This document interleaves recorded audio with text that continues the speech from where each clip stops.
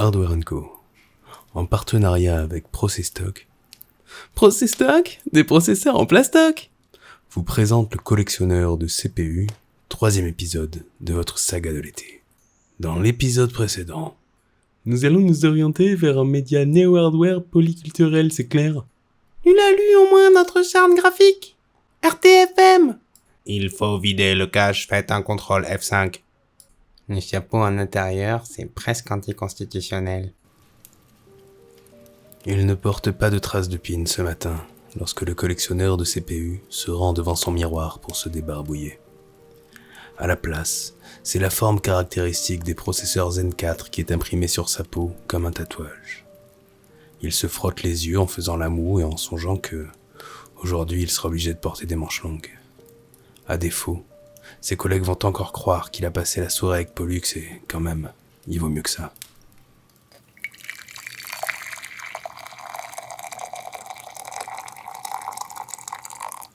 Il avale son café avec une tartine beurrée recouverte de rillettes, comme tous les matins depuis 35 ans, car avant il ne mangeait que du quinoa à chaque repas, et s'apprête à s'habiller. Devant sa garde-robe, alors qu'il passe en revue ses différentes cravates Bob l'éponge pour choisir celle qui s'accordera le mieux avec sa chemise bleu canard préférée, la sonnerie du téléphone retentit. « Mariton, c'est Titi. Est-ce que tu pourrais me rejoindre dans 1 heure ?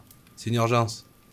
Je t'attendrai derrière notre tripot habituel. » Si Thibault l'appelle pour une urgence, notre collectionneur n'a pas vraiment le choix et modifie à la volée ses projets vestimentaires pour passer inaperçu. Il enfile une casquette de baseball, un poncho péruvien, un pantalon à pince et une paire de claquettes faisant la part belle à ses chaussettes d'un blanc immaculé, puis se met en chemin. Une journée qui commence sans qu'il ait pu chanter les louanges de ses processeurs adorés ou leur rendre hommage est une journée qui commence mal. Sitôt sorti de sa demeure, située rue Pignon-sur, une averse éclate et déverse des trompes d'eau sur notre pauvre R qui grimace tandis que ses chaussettes trempées glissent à chaque pas dans ses sandales. « Il ne manquerait plus qu'un oiseau se soulage sur ma casquette !» se dit-il alors qu'il continue à marcher en jetant au ciel un regard noir.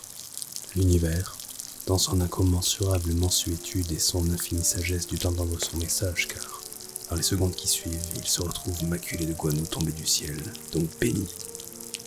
Une larme lui échappe, mais les choses étant bien faites, elle se confond avec la pluie qui continue à s'abattre sur lui. Enfin, le tripot, sobrement intitulé « Cigar et Gentleman », souvenir de nombreuses nuits troubles, apparaît au loin. En arrivant, il dépasse les portes de l'établissement et s'engage dans la rue attenante.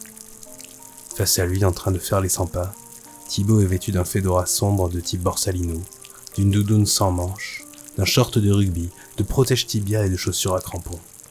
Lui aussi croit-être ici incognito. « Ah, te voilà. Écoute, j'ai besoin que tu gardes cette carte graphique pour moi. » dit-il en lui tendant un sac de marin. « J'en ai encore acheté 3 la semaine dernière et si ma femme tombe dessus, je suis un homme mort. » « Je veux bien te la garder, mais qu'est-ce que tu veux que j'en fasse ? Mon truc à moi, c'est les CPU. Les GPU, ça n'a pas de cœur. » « Ça, c'est pas si sûr. » lui répond l'autre en souriant, ayant bien compris qu'il ne parlait pas d'électronique. Définitivement, il y a des jours où on ferait mieux de rester au lit, songe Erican en transe séchée. Il enfile son pyjama licorne et pousse un soupir de contentement. C'est décidé. Il passera la journée en télétravail, le monde extérieur lui en ayant assez fait baver comme ça. Après tant d'épreuves, lorsqu'il pose enfin son séant sur le Chesterfield en cuir de son bureau, il avise le sac de marin négligemment posé dans un coin. Une moue dubitative accrochée au visage, il jette un œil à son contenu.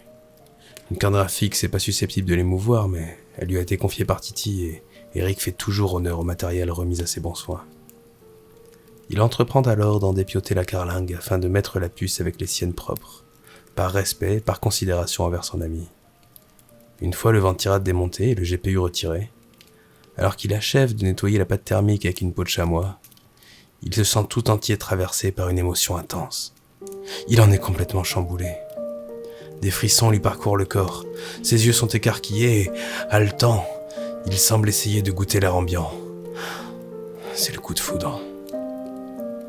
Une fulgurance le traverse soudain, quand il repense à une phrase prononcée cette semaine par le rédac-chef. « Après tout, C'est qu'un CPU dédié à un autre usage, c'est clair. Délicatement, en prenant soin de ne pas brusquer la puce, il la dépose sur un petit coussin de velours. Met par-dessus une cloche de verre, travaille son éclairage et s'assied près de cette petite merveille. Le visage entre les mains, il passe des heures à la regarder. Souvent il lui parle, lui murmure quelques mots doux et parfois elle lui chante des chansons d'amour tristes. La journée file désormais à toute vitesse. Il lance quelques boucles sur son banc de test, mais ne regarde plus les écrans défiler en essayant d'anticiper les résultats. Il se contente de les rapporter sur son tableur et passe tout le reste de son temps béat, en adoration. Les êtres humains sont des créatures étranges qui finissent par se lasser de tout si on leur en laisse le temps. À la fin de la journée, c'est terminé. Le moment de grâce est passé, et la passion éteinte aussi vite qu'elle s'était embrasée. Il reprend sa routine crépusculaire habituelle, mais sur le point de se rendre dans l'aile ouest, celle où sa collection fascinante est exposée et brille de mille feux, il s'arrête sur le seuil, interdit. Il a fauté, il le sait, et il cède sous le poids de ses remords qui l'accablent. Il tombe à genoux à l'entrée de son exposition en sanglotant. Ce soir, il ne mérite pas de toucher ses précieux processeurs. La mort dans l'âme, il erre dans son domicile tel une âme en peine.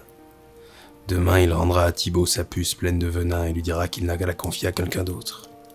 À Kevin, par exemple, qui est toujours prêt à tout pour la moindre goutte de puissance graphique supplémentaire. Mais ça c'est pour demain.